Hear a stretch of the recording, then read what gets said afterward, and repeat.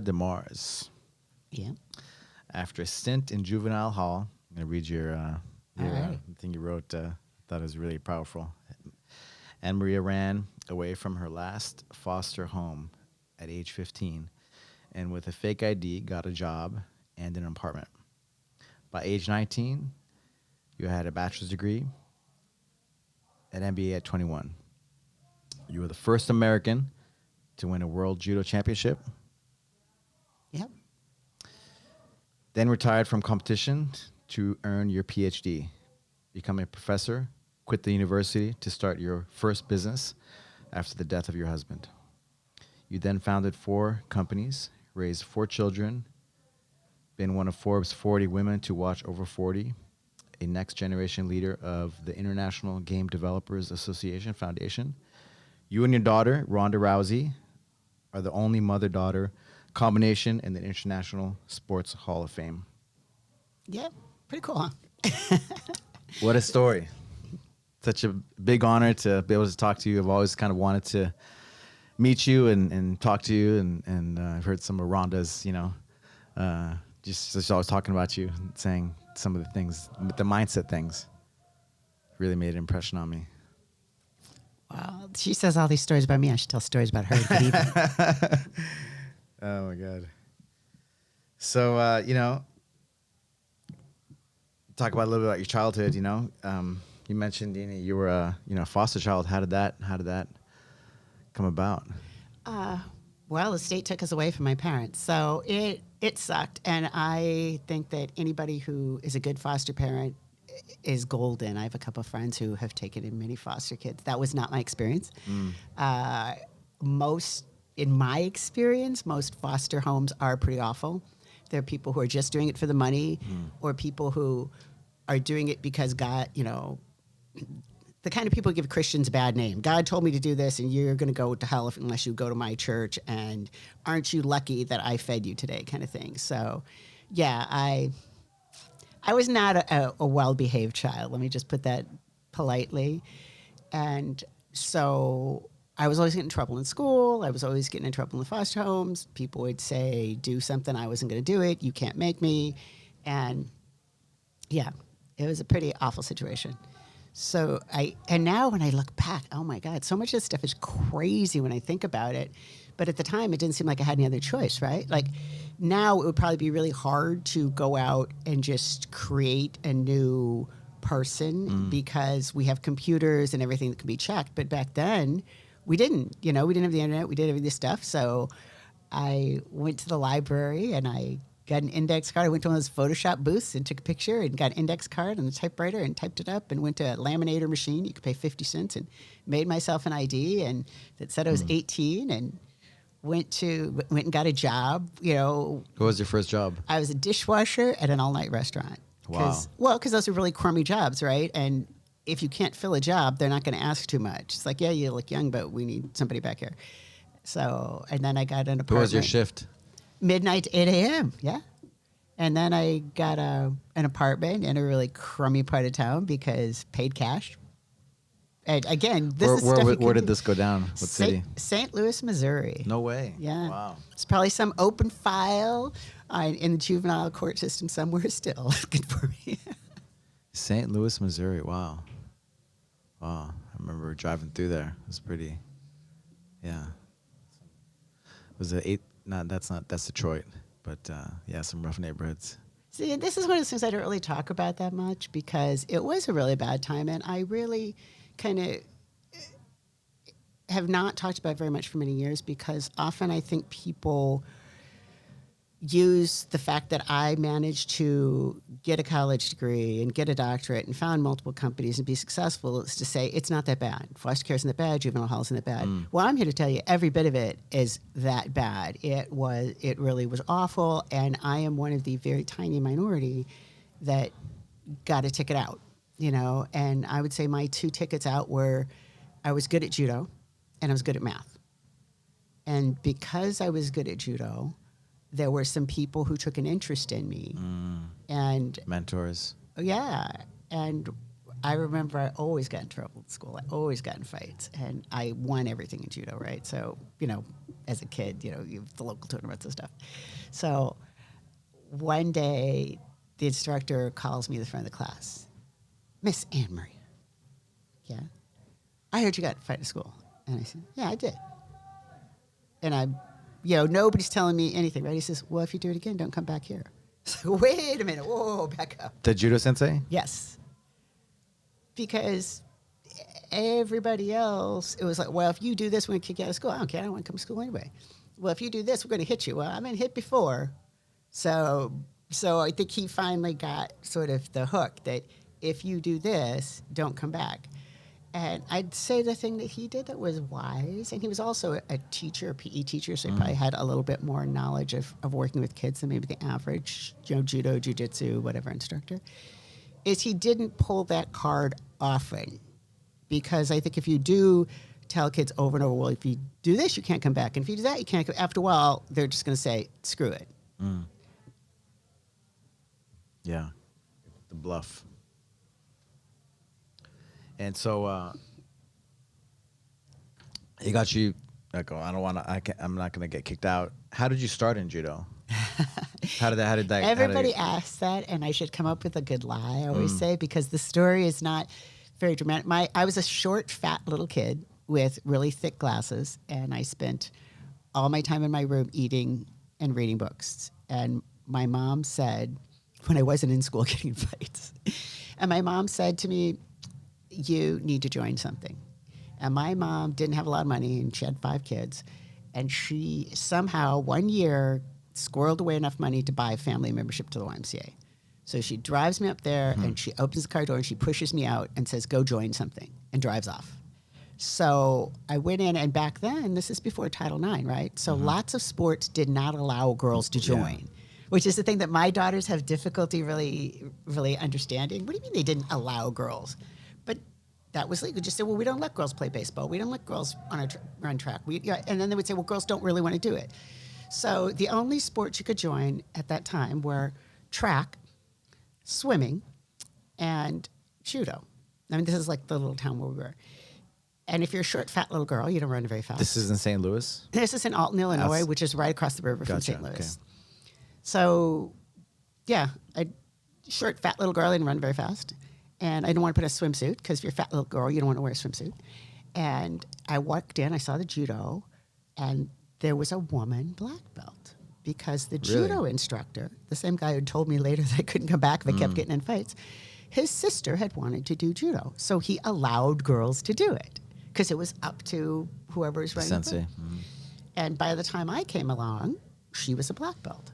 So it seemed good. I got on the mat, and I had 3 brothers, so I could fight, and I'd been in lots of fights. And that's the thing, I think, with judo, and I'd be interested to hear if jiu-jitsu is similar. Many of the girls particularly, but the kids in judo, they haven't been in a lot of real fights. So they're nice kids. Maybe they were getting bullied at school. Their parents put them in martial art. I was not that kid. I was the kid that was always fighting. So getting knocked down, I wasn't scared of that. And I was really short, so if you've done a lot of throws, it's hard to get under somebody who's short, and girls have a lower center of gravity to begin with, so it's hard to get under me for like Ippon Sanagi. And I was kind of built like a dorm room refrigerator, so it's hard to push me over backwards. So yeah, I was good at it from the beginning, and thought, I like this stuff. How old are you at the time? 12. So I started when I was 12. My daughter's 13, huh? Okay. Does your daughter do judo? She does jiu-jitsu. She actually has really good wrestling. And she likes takedowns, but all the girls in jiu-jitsu, they pull guard right away. Yeah. Anyway, she loves arm bars. She's been arm barring already in the tournaments. Anyway, it's my favorite thing. Yeah, I actually showed her a video of the Ultimate Fighter, where Ronda's talking about you saying like, I'm gonna train you to be the best. I'm training you to be the best on your worst day. Because you never know if you're gonna have a bad day. Yeah. She's like, get out of my room. It's like first thing in the morning. Yeah. So 12 years old, and then what are some of the things that you got out of the training that gave you confidence? Like, I mean, was it 15 or 14 you went on your own? Yeah. Well, I think part of it was understanding I could do difficult things. And I think maybe that came later than 15, but like winning my first international tournament. And then few years after that, I was working for General Dynamics in San Diego. I was an industrial engineer, and there weren't very many women engineers, let me tell you. And I had to go give a presentation to all of these people who are like vice presidents of General Dynamics. And this is, at the time, GD was one of the biggest companies in the world. They had 100,000 employees, and I'm 23 years old, not long out of grad school. And I walk in this room, there's all these guys in suits, and I'm thinking, oh my gosh. And then I look at them and think, wait a minute, I could beat up everybody in this room. So then it's like, what are they going to do? Then I could have beat me up, right? So then I talked about this is why the factory needs to go on overtime, and it's fine. So I think that confidence is something a lot of women don't have. And a lot of women don't have it because from a young age, you are cautious about going in certain places because bad things could happen to you. Because you're a woman and you're small, you want to be careful about what you say. You don't want anybody to take it wrong. And where I think a combination of leaving home very young and living in a very bad neighborhood and all those years of judo, I don't have a second thought about that. Rhonda used to say to me, Mom, don't just put stuff out online. Like, people can find you, and I won't be there to protect you. And this is when Julia, my youngest, was living at home.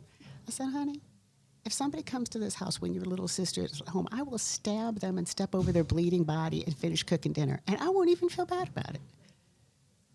That's not the typical judo player, I'm afraid. I mean, nobody, for you to get where you got, you can't be a pushover, right? And yeah, especially in those days, right? Being a female. I mean, like I was telling you, like jiu-jitsu and those, when I first started, like there was barely any women in the class. There was no women in the class. There was maybe one. Right. Maybe. Oh, that was me all the time. I was so used to being the only woman on the mat. But I think that was, for me, a very good experience because then I went on to go to school and get a Bachelor of Science in Business. And in a lot of my classes, there'd be 60 guys and 3 women. And, all the things I've done in my career, software development, statistics, there are things, engineering, there are things that are predominantly male-dominated. And there are things I was interested in. And it's funny, I was at this tournament once, and I was just helping out because it was after I quit competing. And I was doing the pool sheets for the women's black belt division. And so they're coming up, and I'm weighing them in, we're chatting. And almost every one of these women was in a non-traditional career. One was I don't know what you call it, but I guess not a foreman, former women, whatever. It was just a supervisor on road construction crews in her state. Another one was a software developer. Another one was a roofer. But I think the interesting thing is having come up through, because they were, younger women than me, but certainly older than your daughter, they'd come up through a system where they were used to being the only woman in the room, that it didn't bother them. And so if there was something they were interested in doing, they went for that and didn't give it a second thought. They're intimidated. When did you know that you were, that you liked math and that? I always liked math. I think since the time I was in probably 6th grade or less, I had a couple of really good teachers. And, my second daughter, Jennifer, we tease her and call her the invisible Jennifer because she's a history teacher in LA Unified, and she doesn't have any social media. She's a year older than Rhonda. Many people don't know that she exists, right? And one day Jen says to me, Mom, I'm your least accomplished daughter. She says, Maria wrote a bestseller. Rhonda's done all this UFC, WWE stuff. Even Julia's been the NCAA championships for soccer 3 times. Oh, wow. And I said, Jen, that's in no way true. Because right now, who's the worst teacher you ever had? And who's the best teacher you ever had? Can you think of them?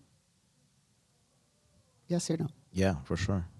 Well, not the worst and the best. Like the best, probably my favorites, and then the worst. I don't think so. I don't. But you can remember the best teacher you ever had? Yeah. How long ago was that? I mean, my jiu-jitsu mentors, the ones that really made a big difference for me.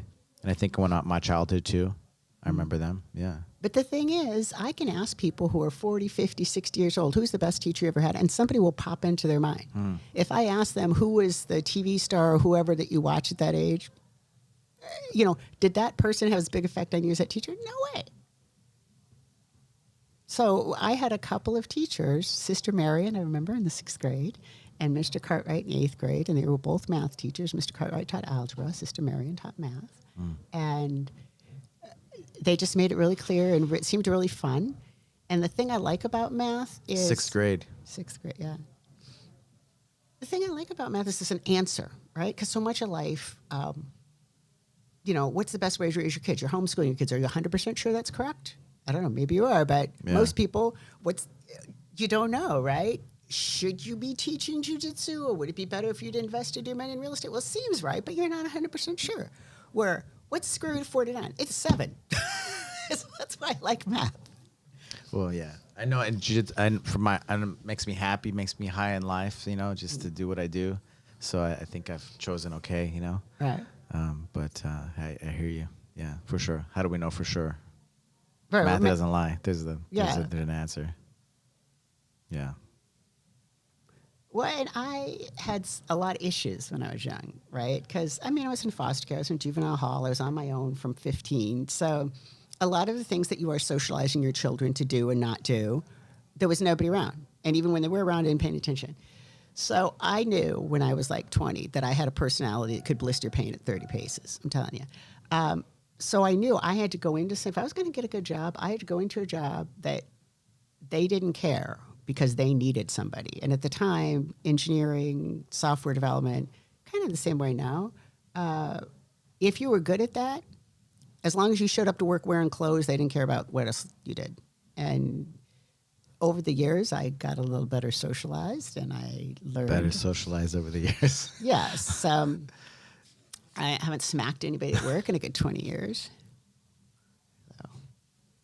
Actually, that happened when I was way young, and I was at Honeywell, and I was on the dock. I was working in inventory control. I was on the dock signing for something, and I feel his hand going up my leg, right? And I didn't even think. I've turned around. I was 20 years old. I was pretty good shape. I turned around and picked this guy up and threw him into a wall, which is not the sort of thing one is supposed to do at work. I don't know if you're aware of that. Well, I guess you teach jiu-jitsu, so it's probably okay for you. But generally, in an engineering environment, one does not throw one's coworkers into walls. What happened after that? Actually, my boss thought it was hilarious. We had to pay a fine because he was in the union, and there was some thing about it. Obviously, you're not supposed to throw people in the walls at work. So my department had to pay a fine, but my boss said it was so worth it because he thought it was hilarious. And the guy was a big jerk, and that kind of sexual harassment stuff went on, I think. I don't know if it's worse now or was then, but maybe people are just more open about it now. But he eventually pulled that thing with the wrong person who was a secretary, but her husband was very high up in the company, and she went into her husband's office hysterical, and the guy fired. But no, the immediate thing was we had to pay a fine for me tossing the guy into a wall, but I didn't get fired because my boss thought it was funny. He backed you up. It was the right thing. 5'2", like how big was the guy? He wasn't that big. Okay. I mean, he was a man, though. Yeah. I mean, he was maybe your size, but he wasn't like 6'8" or anything. Yeah. It's hilarious. So tell me about the 7 Generation Games. Well, here's the funny thing. So everybody else, go ahead. No, just the judo, and then math, and then I'm always like bachelor, master's, PhD, like 1921, like learning. Right. How did you get into this whole? How did this happen? Well, like I said, 2 things were my ticket out, and one of them was judo, and the other was math because I was really good at it. And because I was really good at it, I got a scholarship to college. I mean, my mom couldn't have paid for Washington University anymore. She could have flown to the moon. So I got a scholarship to college. Then I got into grad school, and I see lots of kids who will say things like, "Oh, I'm just not good at math," or "I don't have a math brain." There's no such thing. The problem is that math is hierarchical. If you didn't learn the idea of division, you're not going to get fractions. If you don't know fractions, you're not going to get decimals. If you don't know multiplication, you're not going to get exponents. And so people miss out on some of those basic building blocks, and then they can't do the later math, and they think, "Oh, I just can't do it because I see these other people doing it." So that's been a thing that's concerned me for a very long time because, like I said, I realized that I was very fortunate. I get really tired of people like, "Oh, I pulled myself up my bootstraps and everybody else did it." I got a lot of breaks. I walked into that judo class and they let girls in. If they hadn't, that never would have happened. That was just luck. I had a couple of good math teachers. That was just luck. I decided to take the PSAT, the exam that got me the scholarship, because I was irritated. A teacher said I wasn't smart. So I'm smart. I'm going to teach, just prove we're smart. You know, a lot of those things are just serendipity. And I wanted kids to have a chance that depended on less luck. And I taught for a while. I taught middle school for a while. I taught college for a while. But I thought if I could develop some software that kids could use to learn, then that could reach a lot more kids. And I thought about doing that in the 80s, actually, when I was in grad school. But you think about what we could do with computers in the 80s versus now, right? And so I did some games, but they were all text-based because that's really all you could do. And then I went off and did a dissertation on something else. And then, Interesting. and then Ron got sick and then passed away. And I had 3 little kids that were counting on me. So I did the very stable, secure, go out and do consulting for big companies, writing databases and stuff. And then when the kids were big enough and out on their own, and software had evolved, I said, I really want to make games that would make math accessible to everybody. Because my kids, your kids, they're going to do fine, let's be honest. I mean, if they need a tutor, we'll get them a tutor. If they need us to help them, we'll help them. But not every kid has that. So we started on the Spirit Lake Nation, which is an American Indian reservation in the middle of North Dakota. And at the time, it was me, April St. Pierre, who has since passed away, and Eric Lange. And Eric was the first member of the Spirit Lake Dakota Nation to earn a doctorate. And at the time, we all had a bunch of kids, and I was the only one of us that had $150 in their checking account. So I wrote the check for the tribal business license. What year was this? Must have been 2001, I'm thinking, because Julia was just a baby. And so that was my second company. We started doing online courses. And then after that, it had evolved into doing online games. And the idea... What was your first company? It was Spirit Lake Consult. My first company was R&R Consulting. So that was me and Ron. And Okay. then he passed away. And then we did Spirit Lake Consulting, which is me and Eric and April. And then April got a job with the casino. So casinos are very strict. You probably know about having any outside interest because casinos, as you probably know, have had some issues in the past with ethics and things. So April had to sell her share of the company to us. And then Eric got diagnosed with cancer. And he's now like 10 years past his diagnosis. But at the time, he said, hey, if I only have a few years left, I'm going to spend it going to powwows and spending time with my grandkids. And he said, I can't sell you the name because it's the Spirit Lake Nation. I'm a member of the Spirit Lake Dakota. April is, you're not. You can take the contracts that aren't training and start your own company, but it has to have a new name. So that was, we're trying to come up with a name for it. And little Julia's in the back seat of the car, and she says, name it after me. So the Julia Group did customized software, which we still do. Anything that touches a number, we do it. Data analyze, databases, anything that you need. And then we were doing that, and Eric calls me up one day, and I was doing some consulting for Amgen up in Thousand Oaks. And he says, I know you. You don't want to spend your life driving up and down 405 and working inside of a box. Start a company with me. And I go, what we do? Well, you come up with that. And I don't know how this gets to be my job, right? So we had gone off to Washington, D.C., and we analyzed the National Indian Education Study, and we found that the more kids learned their language and culture, the worse they did in math. And that's, Could you repeat that? the more children learned their language and culture in school, the worse they did in math. And this was a study of American Indian children. And this surprised me, and it didn't surprise Eric. He said, there's only so many hours in a school day. And if you take an hour out of every day to learn Mandan language or Dakota history, that's an hour less for other subjects. And he said, to be honest, a lot of elementary teachers' least favorite subject is math. That's why they went into elementary teaching instead of engineering. So we're driving back to the airport, sharing a cab, and Eric turns to me and says, I'm not accepting this. I am not accepting that my grandchildren will learn their culture of math. You come up with something. And I've teased him ever since about why was it my job? And he said, well, the only other person in the car was the cab driver, and he wasn't going to do it. So, yeah, we came up. I had this idea about games for a long time, and everything just, I don't know if have you had that in your life where there's a point where it all just comes together, like what you've been thinking about? And I mean, I think for TACFIT, the thing, just me getting involved with TACFIT really was that moment, just putting everything together for health and, just being your best at every age, just from just all the injuries and, not being able to train and do stuff that you love to do. So, yeah. And what you've been doing led up to that, right? So you were doing jiu-jitsu and Exactly. you were fighting, and then you end up at this spot. Yeah, exactly. I wouldn't have been able to, the mindset that I gained from all the years of competing and stuff. Well, I read a line in a book. It wasn't the greatest book, but it had a really good line in it. It said, where your greatest talent meets the world's greatest pain is the place you are supposed to occupy in the universe. And, what am I good at? I'm really good at math.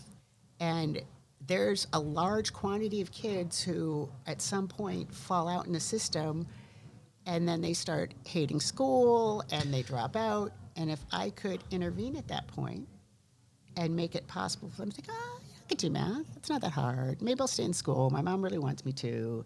Yeah, if you can change that trajectory. I mean, it's kind of crazy. Some of the Indian reservations, people have no idea. It's like it's third world country, right? Inside of the U.S., like around Farmington, around New Mexico. Mm-hmm. It's just like, just the obesity and just all the other problems. How did you get involved with, American Indians? Well, I was living in North Dakota. I just moved out there. I was director of research for the North Dakota Persons with Disabilities. So there was a program that they wanted people to do research on Native Americans. And I had come from East LA, right? I had no knowledge of Native Americans whatsoever. And I was not going to just drop into somebody else's barrio and say, hey, I'm here to help, right? So I called up a couple of people. The university had just hired their very first Native American faculty member, Nelreen Yellowbird. I called up and said, you don't know me, but we're going to be friends because I have grant money. I'm going to buy out part of your contract, and you're going to help me do this. And then I called the Native American Center, and I said, I need a graduate research assistant. Send over your best student. I'm going to hire him. So the first thing I thought is a lot of people come in. I see this, oh, my God, we see this at our company this day. A lot of people want to pretend to help, right? Oh, we want to help Native Americans. Do you want to put any funding into this? Oh, we see this with our company, right? Like we're looking at doing a community round. But we're saying, oh, we think what you do is so great. Do you want to invest in this thing you think is so? Oh, no, we'd rather invest in something to, rent luxury villas. That's actually a thing. Luxury villas? Yes. On the reservation? No, just in general. Gotcha, somebody who's looking to invest money, and they'll say, oh, what you're doing is such a wonderful thing. Would you like to invest money in our company? No, but there's this company over here where you can rent luxury villas for your vacation that you're spending $3 million on. So I have very low tolerance for that, right? I was at the university. I said, look, if we want to help people on the reservation, we have this budget. I'm going to hire people from the reservation to go back there and talk to people. I'm not going to go in and say, I know all about you people. I heard about you on the internet. I'm going to hire some people from there, and they're going to go back. They're going to talk to their relatives, their community, and say, what do you need? And then we will do what they say they need. And that's what we did. And so the first thing we did is we had some folks from each of there's 5 reservations, but there's one that only has a tiny little tip in North Dakota. So the 4 that were there, they came to the university, and I said, what do you need? What can I do? And they said, we have a problem in that if a child is delayed 50% in one area or 25% in 2 or more, we can provide intervention services. But if they're 45%, we give them nothing. We just wait till they fall behind. And I said, well, I'm from the University of California. One thing we can do is write grants. I will write a grant for you to fund this. And so that's kind of how I got started. Instead of going and telling people, here's this thing, look at my thing. I got this thing to give you funding. I got people from the community and said, what is it that you need that I could help with? What do you need? It seems obvious, but so many people don't do that because I'm an expert. I have a PhD, and you're some mom on a reservation. Why should I listen to you? Why is it called 7th Generation? Because we couldn't call it Spirit Lake because Eric and April were no longer part of it. And so I asked Eric's opinion, and he said, the idea of 7 generations is common across a lot of Indigenous people, that to understand someone, who they're from, like the first thing I asked you is where you're from, right? And where are your people from? That often when you meet folks from the Navajo Nation or who are Lakota or Dakota, they will say, who's your mom, who's your dad, who's your grandparents? Because the belief is to understand someone, you need to look 7 generations back. And when you make decisions, you need to look 7 generations forward, not just at your short-term profits, but at how it's going to affect your children and your grandchildren and your great-grandchildren. And if you wanted to affect the generations, there's nothing you could do that's more effective than education. You know, I look at my kids, and because I got a good education, I was able to send my kids to NYU and USC, and I was able to pay for Rhonda to train around the world for the Olympics.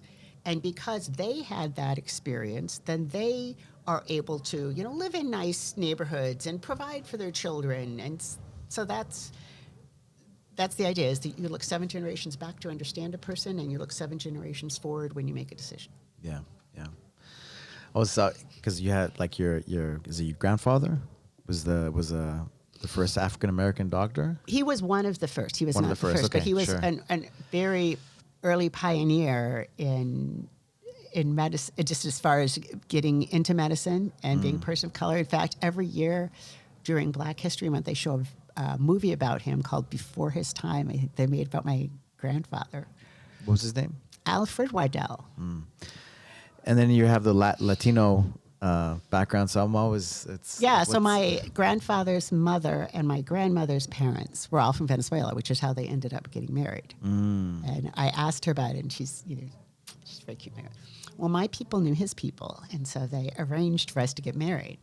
And I said, they arranged for you to get married. I mean, how does that work? She says, didn't you want to pick him out yourself? She says, what did I know about being married? You know, his parents had been married, my parents had been married.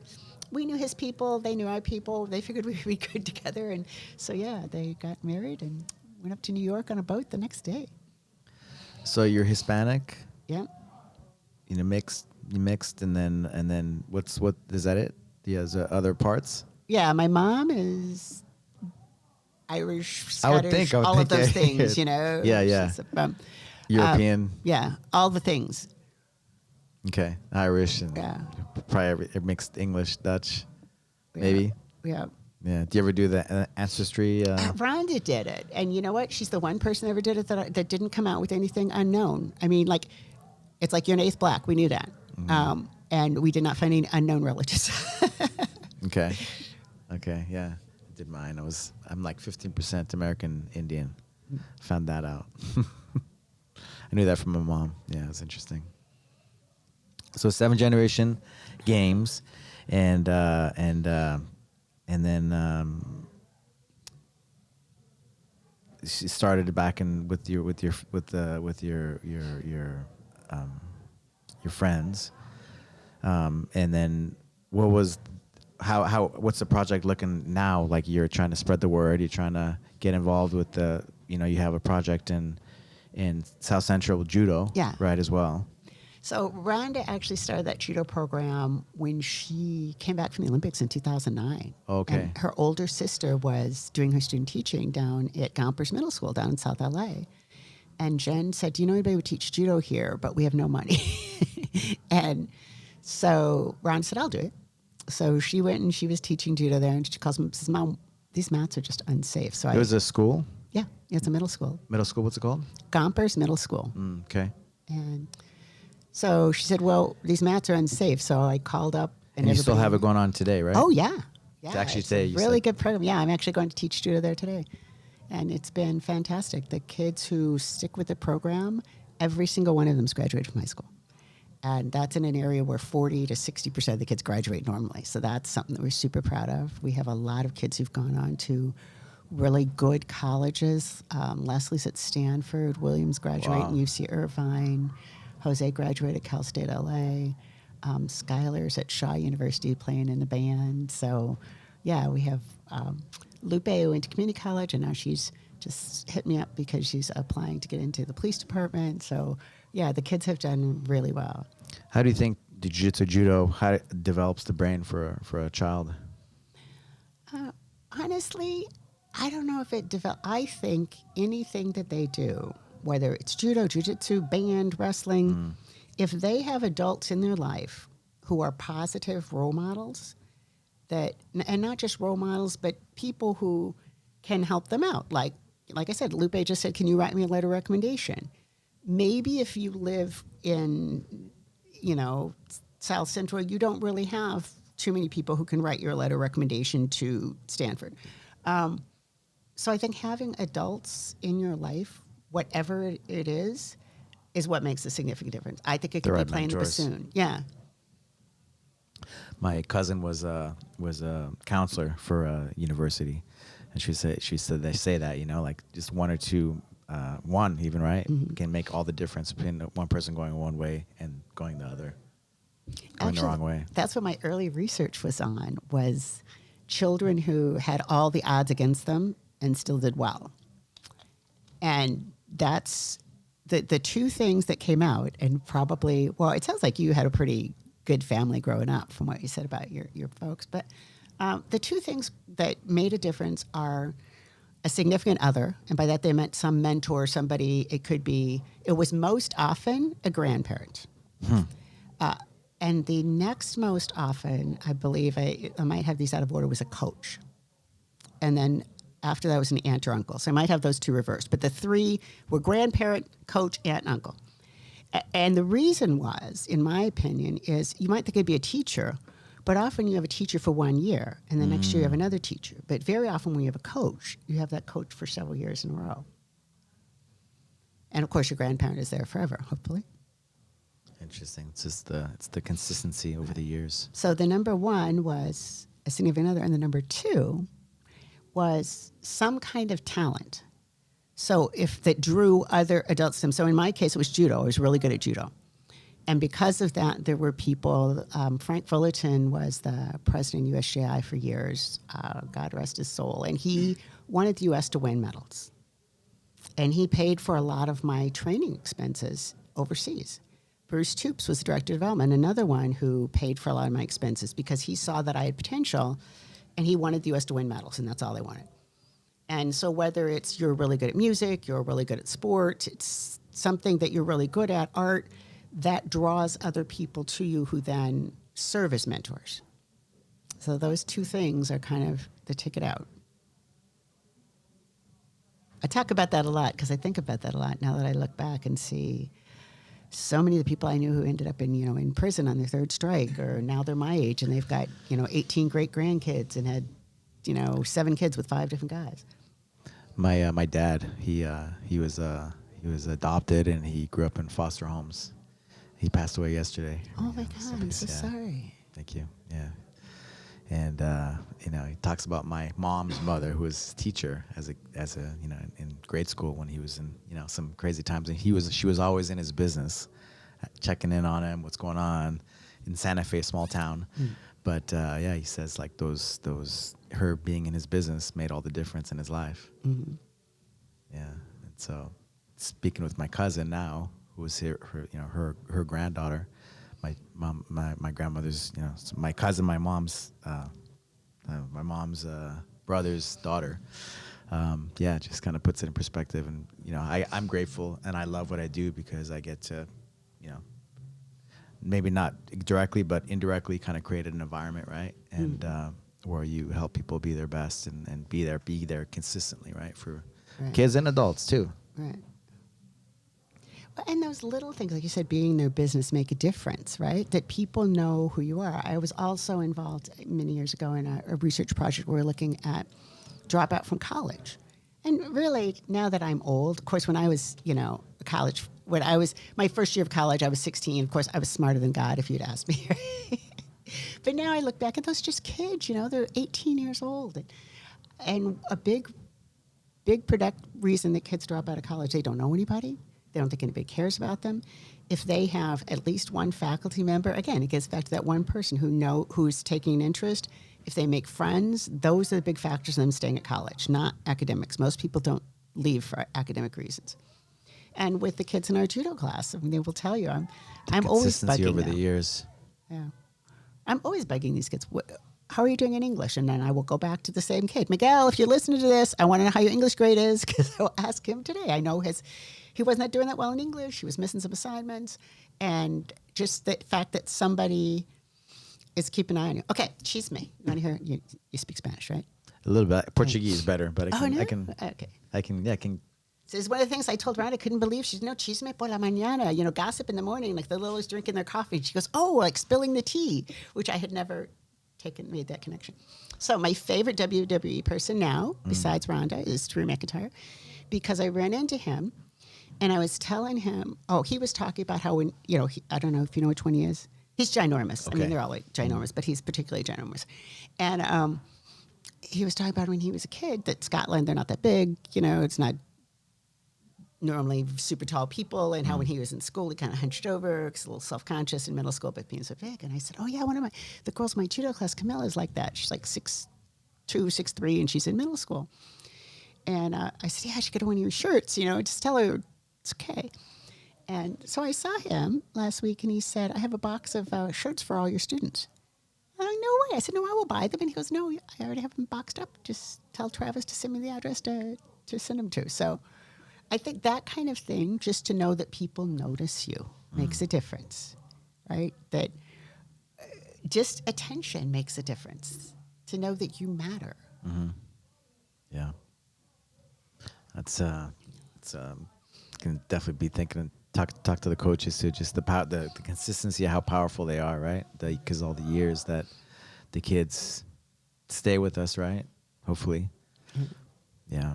More than like a school teacher, because it's like 1 year and you change the teacher, unless that teacher's in your business in the other grades, but overall, right? Yeah. So it's the what was the order again? You said the first was it grandparents? No, first was grandparents were number one, and I can't remember if coaches were number two and aunt or uncle was number three. I think that's what it was. It might be the Aunt other and order, uncle, but I okay. know the top three were grandparent, coach, and aunt or uncle. Yeah, that's really interesting. But it makes sense, right? That those would be the people consistently in your life, because you might have a great math teacher for 1 year, but then the next year you have a different math teacher, and maybe they're horrible, or maybe they're just okay.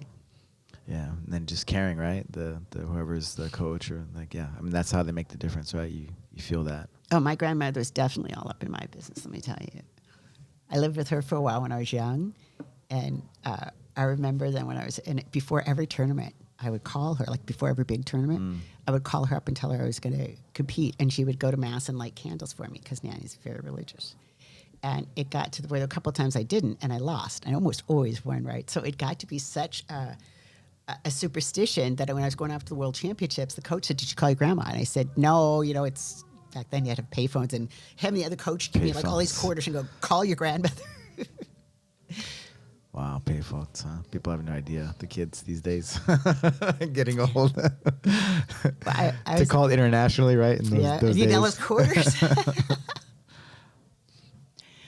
Yeah, I was teaching at a camp for the junior world team once, and I always think, ask me anything you want to ask me. So one of the kids says, "How come all you guys had short hair in those pictures? Was that the thing back in the day?" And I said, "Well, we didn't have blow dryers and worked out like you guys do 2-3 times a day, and then, you're working out. If it's hot, you're soaking wet, with sweat, and you go take a shower, and if you, your hair would just never dry if it was really long." And they're like, wait up, you didn't have blow dryers?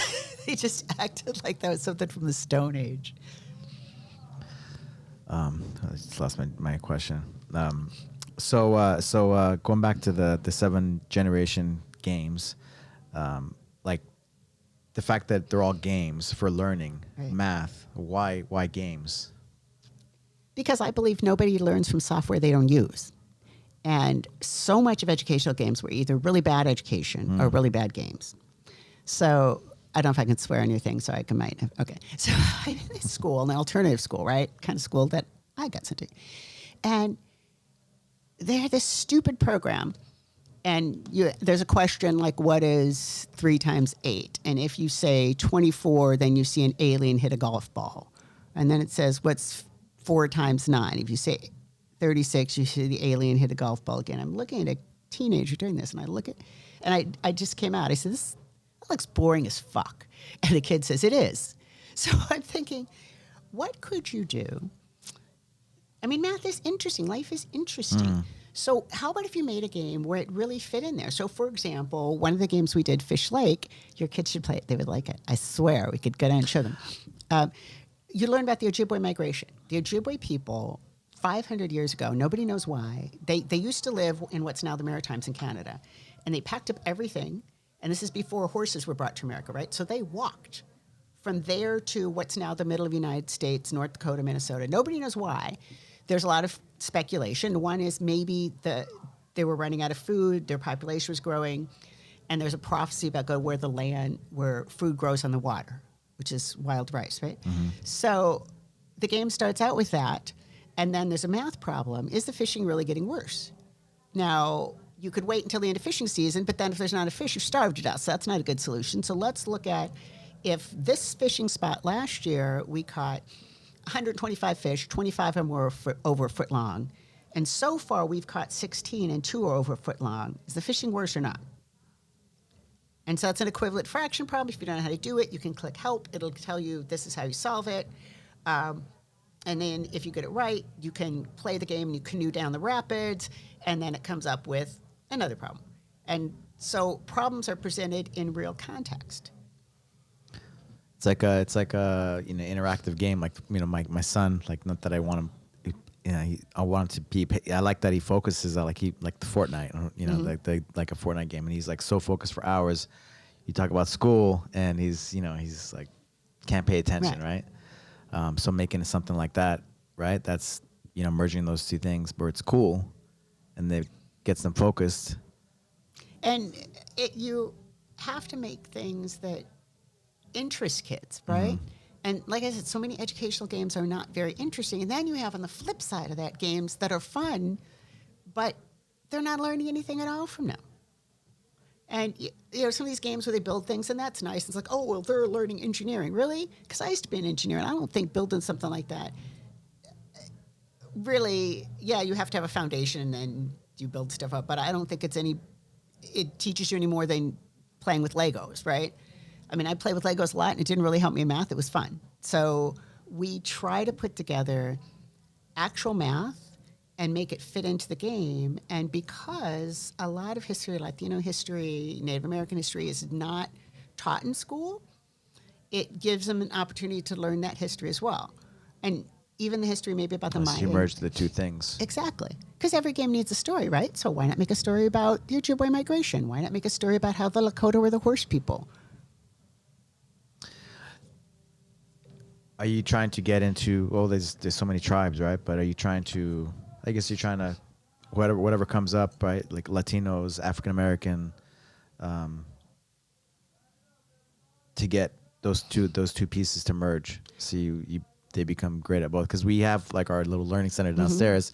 Mm-hmm. We had like an English teacher that specialized in English and one math, and now you can merge those two things in a way, right? Well, that's necessary.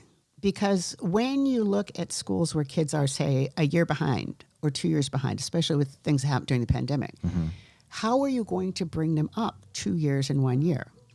My brother's retiring at the end of this year. He's a math teacher for years. And he said, if I could have brought kids up 2 years in grade level in math, I would have been doing it all these years, right? I wouldn't have waited till pandemic. So how are you going to do that? If you have a kid who's in 6th, 7th, 8th grade and they're 2 years behind, how are you going to bring them up? Because by definition now, this kid's been achieving at less than a year each year, right? Mm-hmm. And now you want them to improve at more than a year grade level. How are you going to do that? Well, one possibility is you could do like extra hours, you could do tutoring on the weekends and after school, but a lot of schools don't have that budget. Mm-hmm. Or you could teach 2 subjects at once. While they're learning history, they could also be learning math. While they're learning math or history, they could also be learning English. And so that's what we do. Well, thank you. I thought so. Yeah. So how do you spread the message? Well, why aren't more schools doing this? Oh, well, that's a good question. I think we have been growing. 4 years ago, we had 15,000 users, and now we have 100,000. So we have been growing. Of course, that's out of how many millions of students in the country.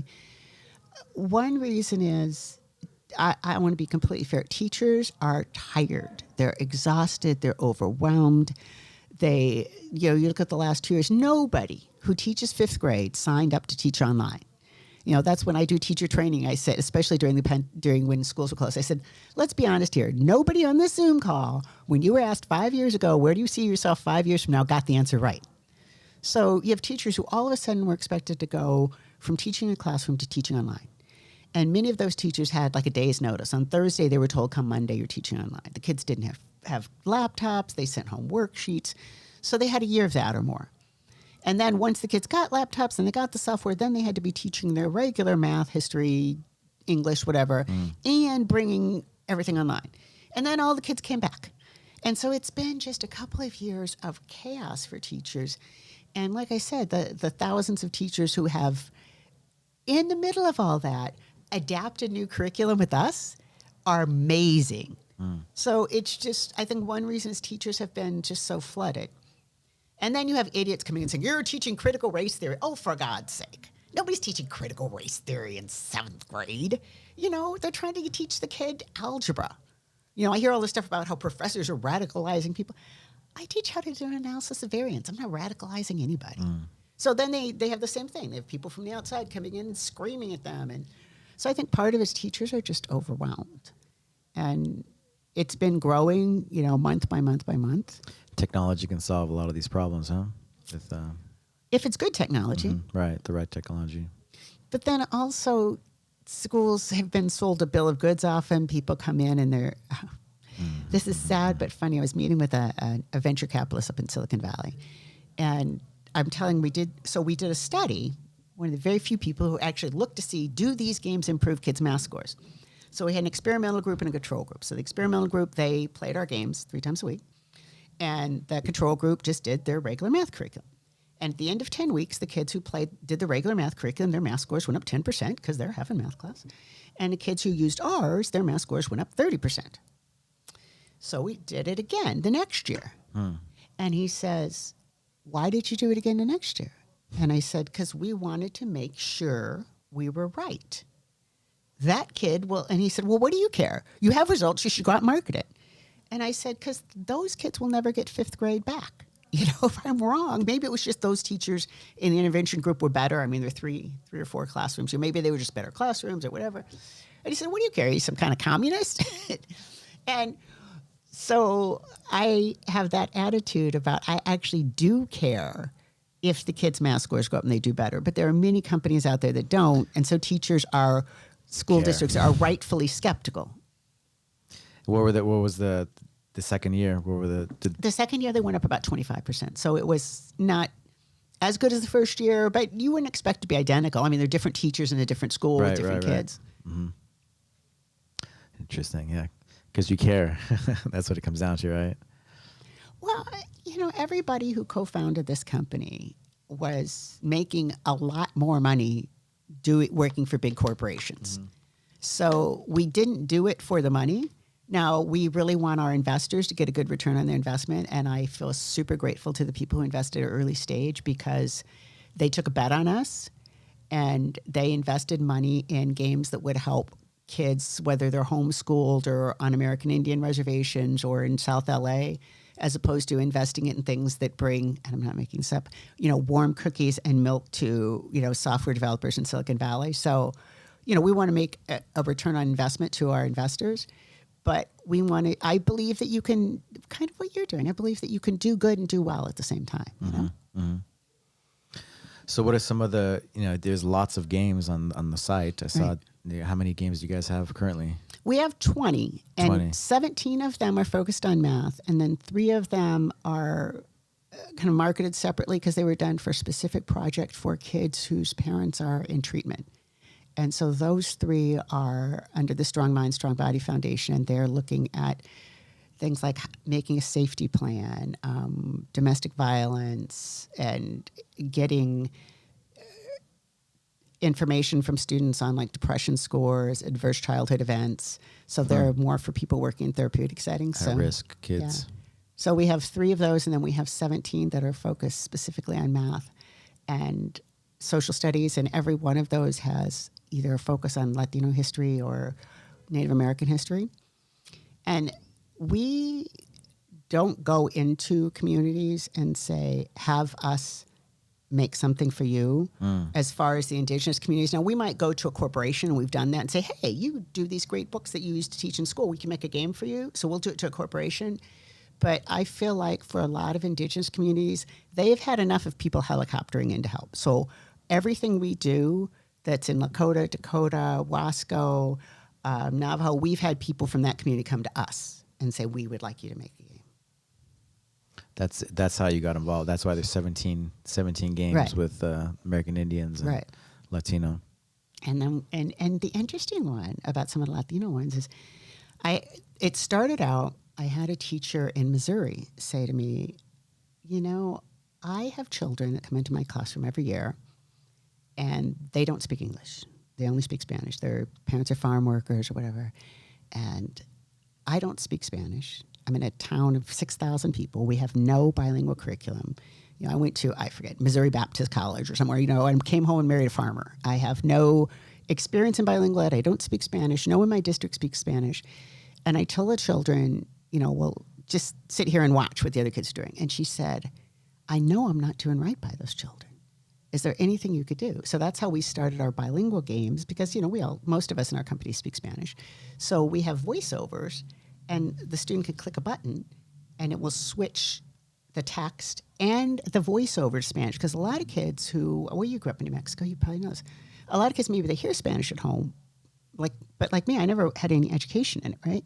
So the first time I was talking to my friend years ago and I said, what is this word? And she said, that's Spanish. I said, I've been hearing Spanish my whole life, and I never heard the word hija. And she goes, it's hija. But, I never learned that in Pronounce school. it, yeah. Right. So we started making games that you could click and switch everything from English to Spanish.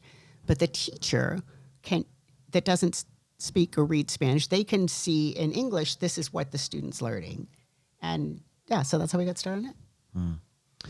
It's a lot of, how's the AI? You guys have AI?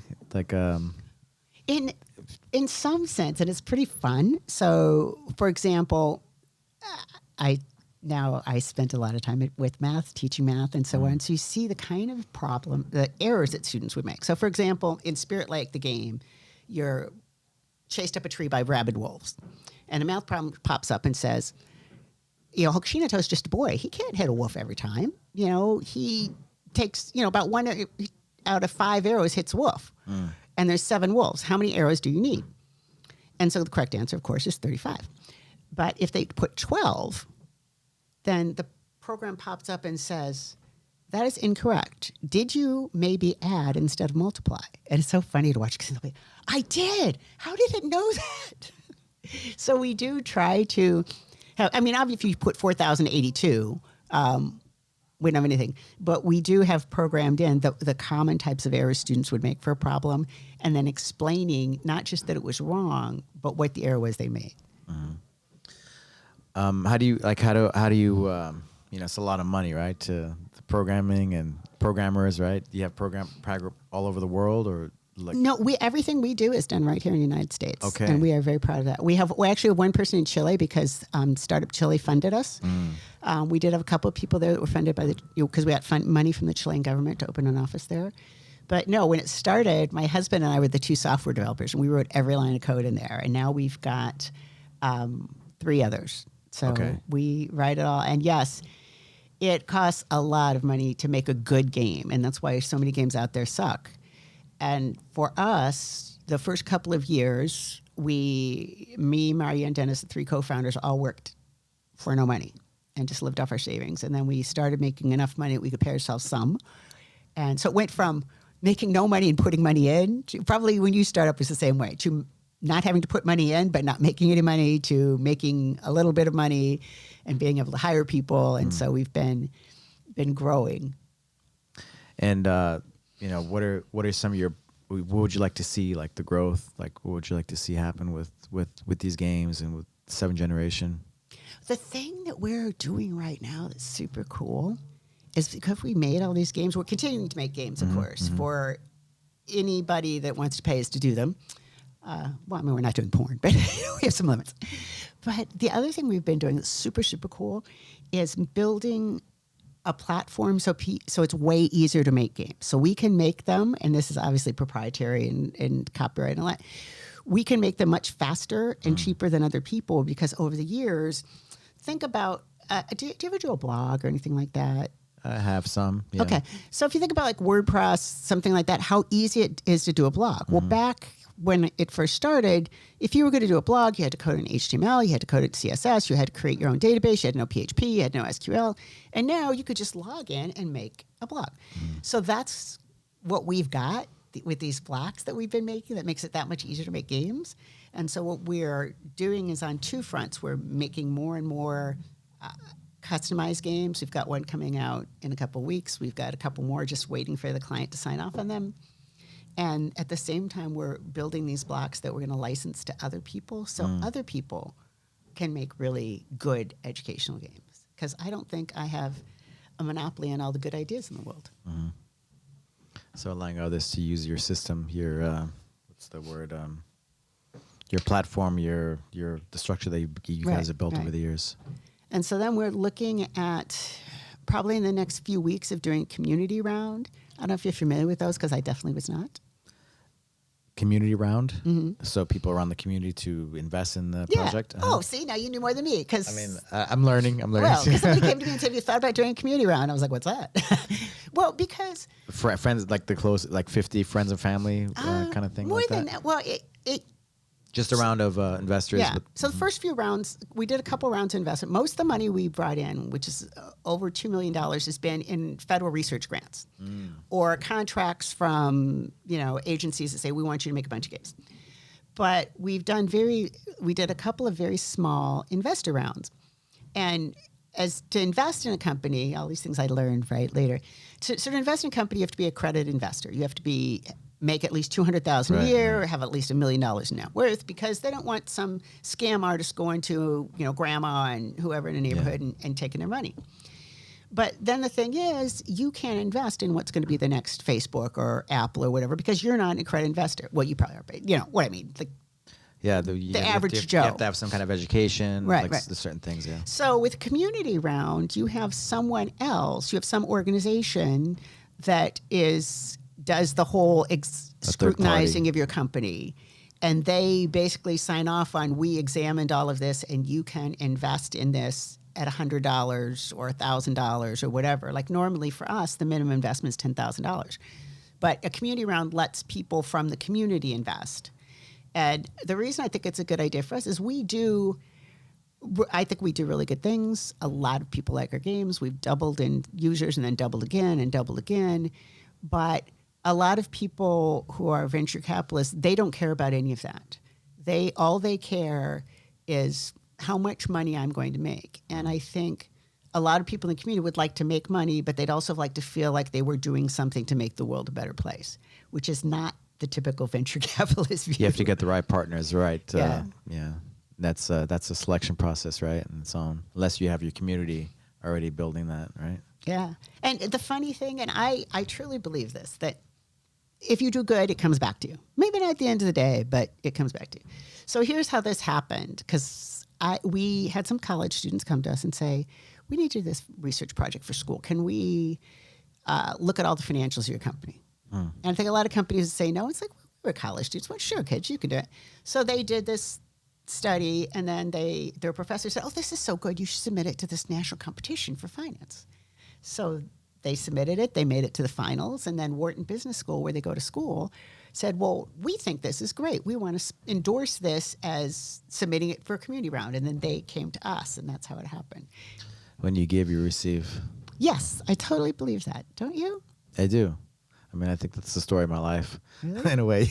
Well, I try to, See, and you think people screw you over, but, I try to give. I try to be a good person, and sometimes it doesn't work out, but in the big picture, it does. It's always, kind of in a way worked out for me. It's really funny, too, when you do these things. Like we did a couple of Kickstarter campaigns, or just in general. Sometimes the people who come forward and help you out aren't the people you would have expected. And the people you think would be there and other people that see you doing that, they're the ones that they're just looking, and then they come in after, or, another time.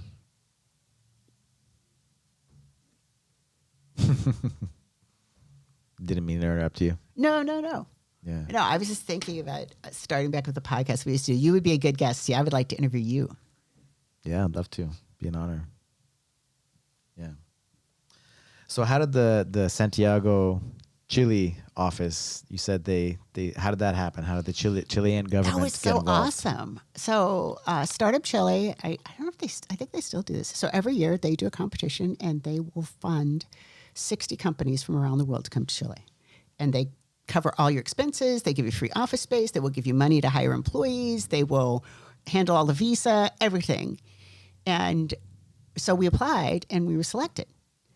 And so I hopped on a plane and flew to Chile. And How did you hear about this this I program? remember, I think somebody might have just sent me an email about Okay. it, and I thought I would apply. And it was pretty amazing. They make connections with you. The U.S. Embassy in Chile connected us up with some schools. The Chilean government connected us up with some schools. We were able to go and test our games in some one-room schoolhouses in the Andean mountains. Because one thing we really want is to make software that can be used by anybody anywhere, right? So whether you are in LA and you have super high-speed bandwidth in the latest computer, or if you have an old Galaxy 5 that, and so testing it in those schools in the Andean mountains was certainly an edge case. And it was a really great experience. I remember Francesca, who was I think community manager or something for Startup Chile, that one day we were all talking and she said, never forget, an entire country bet on you. That Chile is, they're the one country in Latin America that's not a third world country, but still it's a relative. they're not? No. Why is that? Because they have more money. They have a better, more functioning economy, more stable government. I didn't know that. Yeah. But there's still, something like 16 million people. So it's not a huge country. It's literally on the other side of the world. And it's a brilliant program that they have. Because if you said to me, come work in Chile for a year, I'll give you $60,000. I'd be like, yeah, not happening. But if you said, come open a new branch of your company in Chile, I will give you free office space. I will give you money. I will help you find employees. I will connect you. It's like, oh, well, that's a whole new deal. And I don't know if you've ever had to work with people who had to come here to get a visa, like a green card or something. And it's basically, Jesus Christ and 11 of the 12 apostles have to come down from heaven and sign in the blood of a unicorn by, full moon. And I went to get my visa to go work in Chile for a year. And they said, yeah, all right, we want you to start 6 weeks from now. I'm like, are you sure that's enough time to get a work visa? And they're, oh, yeah. And so I go and the government handles all the paperwork, right? And so I go to the Chilean consulate downtown LA. They stamp my thing, say, you'll have a great time in Chile. People are wonderful. Food are nice. Food is great. Food is not great, but the people are wonderful. So they handle it. That's not how it normally works if you're moving to Chile, by the way. Yeah, I bet. So they get the inside lane, line. So it was a great experience. On my 60th birthday, I was hiking in the Andean mountains, and there are condors flying like level with me because there's like a huge drop off. And yeah, I just think it just seemed like an opportunity I could not pass up, right? For sure. It's amazing. What's you've been through all the judo and your education, the math, you worked after your PhD, you started your first company. Well, I was a professor for 7 years. Professor first. 7 years, right? Yeah. Okay. And just your whole life, like what's your legacy? What do you want to leave behind? Besides, your family. I was just going to say well-functioning grandchildren. No, seriously. I mean, I think Warren Buffett was right. That if you fail as a parent, that it doesn't matter whatever other success you have in life, you're a failure. So, when I think about, sometimes I get down and I think about the fact that my children had a better childhood than I did, and my grandchildren have a better childhood than they did. So I think that's amazing.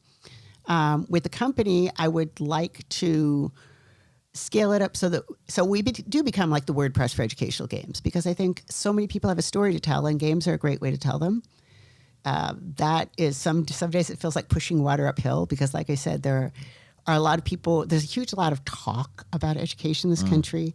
There's a lot of people who would like to see more diversity. There's a lot of people who would like to see more kids in tech, that they would like to see kids be doing better in math. But when you say, would you like to invest in all those things? Well, no, I'd rather, spend it on expensive whiskey and cheap hookers, or expensive hookers and cheap whiskey, or whatever. Yeah. How about like movement training? You have the judo, and we talk how do you don't think that makes a difference of like learning and those kinds of like just education, the physical education part? Well, I am a big believer of a sound mind and a sound body. Mm-hmm. I made all of my kids do sports. Even Jennifer, who told me when she was about 9, I hate all sports and you will never make me like them. And I put her in every sport and I didn't make her like them. But at least she goes walking every day and she says it was a good thing because she didn't, turn out to be 300 pounds when she was an adult. So I believe that's super important. The coolest thing I've seen people do with our games was a teacher in Chile because it was like 120 degrees outside right now. It was super hot. So we have a game that's a augmented reality app. So there's cards, and if you hold a phone over the card, it'll show you the answer in 3D, and you push the button, and it says it in Spanish or in English. And the teacher hid them all over the school. And the kids had to run all over the school, find the cards, hold the app over them, and get the right answer and write it down. I thought that was the most brilliant thing I had ever seen of somebody combining PE and math. But yeah, I do think kids don't get enough exercise. I think as a general rule, obesity in this country is insane. That's one of the things that I do say to the kids. They will come in. I feel guilty because now I'm going to Judo and have a box of chocolate for every kid that Ronda and I brought for them into France. But, it's not an everyday thing. I will see kids coming in with a, liter of Coke and a huge bag of chips. And I will say something about it because I think I myself have been known to eat chocolate chip cookies for breakfast as recently as this week. But you have to have some consideration about your health, which I think most people don't give thought to. I think you need exercise. I mean, that's one of the reasons I teach Judo. Yes, it's good to have a mentor and all those things, but it's also good for those kids to be active. Mm-hmm. And one idea I got from a really good coach I know that I thought was brilliant. So a lot of the kids that come in the program we run are tough, but not in good shape. Right? Because, they grew up to be tough because you can't back down and they're in a tough neighborhood. But they're not necessarily been doing Little League or AYSO soccer or any of that. So we start with circuits where they'll do 5 push-ups, 5 sit-ups, 5 jumping jacks, 5 push-ups, 5 sit, and we'll do it for like 30 seconds, 15-second rest, 30 seconds. And then gradually it gets up to, now we're going to do it for 45 seconds. And now we're going to do it for a minute. Now we're going to do 10 push-ups. And so every kid, no matter what level they come in at, will get better. And they will see themselves getting better. And I think with a lot of the way Judo is now, we take develop the best and the hell with the rest policy. And I think jiu-jitsu is much smarter than Judo in that most of the jiu-jitsu schools I have seen are trying to help everybody get better. A lot of Judo schools say they are, but we really are. And I say that because I have over the years had people tell me, well, why don't this kid should go to the junior nationals and this kid could be really good and go here. Well, if I only have, all the money for our program is donated by my friends and family, right? We get no funding outside of that.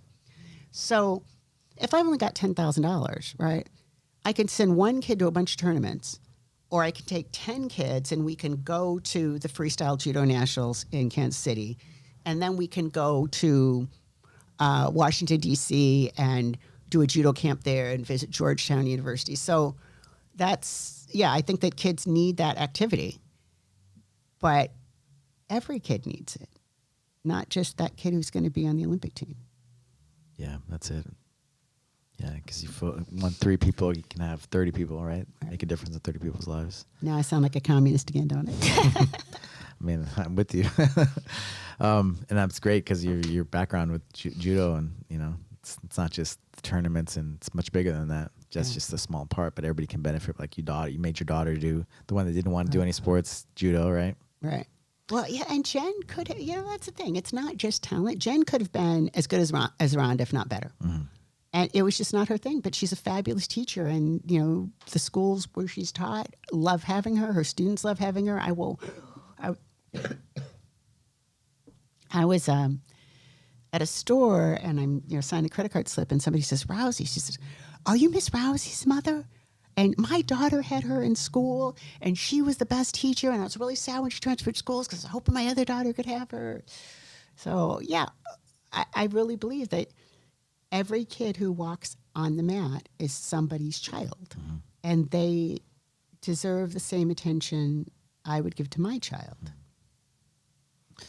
I was going to ask you about, one of the questions I wanted to really ask you was, how did your toughness and your determination, where do you think that comes from? You started judo, you said, well, how old are you? 12 years old. Well, I don't know. It's kind of sad. Like, I remember my mom when I was a kid telling me, don't grow up to be like me. And it's kind of a heartbreaking thing to tell your child, right? So my mom's hearing impaired, and she married my dad when she was young. She actually was a nun. She went into the convent for a few years, came out, married my dad. He's probably the only person she ever dated. And they had a bunch of kids and no money, and sometimes not enough money to feed us. And she would tell me all the time, don't grow up to be like me, And one thing she said is get an education. And she said to me, it's funny because I said the same thing to Ronda. She said, you need to go to graduate school because you are going to need a secretary and a housekeeper your entire life because you don't clean up and you're totally disorganized. And yeah, I told Ronda the same thing. Whatever you do, you better make some money because you're going to need a secretary and a housekeeper your entire life. And she does. She has an assistant who is amazing. And yeah, she finally broke down, hired a lady to come clean her house because she realized she was never going to do it. So you got it from your mama? Is that your mom? I think more my grandma. I lived with my grandma, and my grandma was amazing. I mean, when I look at what my grandparents did, especially my grandma, she got on a boat. She married my grandfather. And the next day, they got on a boat. Took them 3 weeks back then to get to New York City. So she lived on a little island where she would go out, off the coast of Venezuela, where she would go out the door and pick coffee beans off a tree. And she meets this guy. They get married. They get on a boat and they go to New York City. And what kind of balls does that take, right? Yeah. And yeah, they lived there for a few years. And of course, they were an interracial couple in the 1920s. So you can imagine how well that went over in the U.S. And and then when he got into medical school, they packed up again and went to Canada. And that and I asked her, didn't you ever question that? She said, well, your grandfather wanted to be a doctor. There weren't any medical schools in the island. So she just made it sound like, well, and she's right too. Sometimes when people are faced with choices, the thing that you want to do involves doing something hard. So either you do the hard thing or you don't get the thing you want. Yeah. No, it's just inspiring, like I would show my wife about, showing a couple of videos, just some of the things you're saying, that Ronda had, so I showed her that Ultimate Fighter little piece, it's super inspiring, just your determination and just, being the first of so many things and masters at 19, being a foster kid and just doing what you did, super inspiring and just continues to do, right? So your daughter is your family. It's being really a single mother, raising all your daughters. Yeah. It's really funny. I was talking to my granddaughter who's 5, and we're, throwing pennies in and making a wish somewhere. And I said, when I was younger, every time I'd throw in, I would make a wish to be best in the world. And she says to me, that's a silly wish. That's impossible. I said, yeah, it's impossible, but I did it. And a lot of things when I look backwards, I think that was pretty crazy. Just to think, like I trashed my knee when I was pretty young. So if you watch some of my matches, people used to say, hey, I don't know how AnnMaria ever won. Her standing technique wasn't that good. And then some of my friends who are, friends, right? So they're biased. My friends, oh, that's so mean. They say that. I say, actually, it's true. My standing technique wasn't that good. My whole game plan was to get you to the mat as soon as possible and break something off. And of you, not me. And when I look back to think, you can't even stand on your right leg. You can't even do half the techniques there are. Judo. How do you think you could be the world champion? But I never thought that. When I started competing, there were no weight divisions for women, and I weighed 103 pounds. How do you think you could win these tournaments? I never thought that. And now, years later, when I'd look at some of the videos and realize how much bigger people were than me, I'd be damn. But it just never even occurred to me. Isn't that funny? That's remarkable. You feel the mindset, the strength, the inner strength. But at the time, it just seemed like two things. One is, this is my only choice, right? Like leaving foster care at 15, I mean, if my kids, and they will tell you this, any of them, if they hadn't come home overnight at 15, I would have called the highway patrol, right? I would have been flipping out. But at the time, it's like foster homes blow. I hate this. I'm not going back to juvenile hall yet again. So my only choice is to fake that I'm 18 and get a job in an apartment, which is crazy in retrospect. But at the time, it's like this, okay, here are choices, and this is the only one that I can tolerate. Or, yeah, so a lot of things like that. You know, when my husband died, you know, I sat on my couch in the living room and cried for about a week because he was the love of my life and he died slowly and painfully. And, you know, whenever people threaten me with stuff, which has happened, you know, I think, you know, the person I love the most in the world died slowly and painfully in front of me. Fuck you. What are you going to do? You know, bring it. But then one of my friends said, I can't believe it. And how you went, you started a business and you got all this and you got married again. And I said, well, you know, I had 3 kids counting on me. And really, I had 2 choices. You know, I could let the rest of my life suck or not. And I chose option B.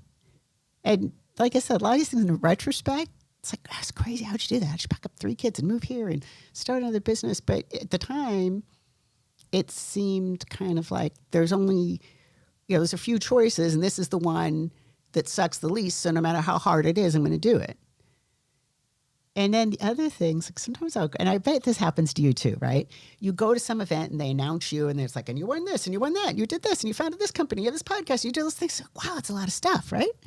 But in the middle of it, it's just like, well, it's Wednesday and I'm doing this and I'm going to teach judo and then I'm going to go home and work on this program.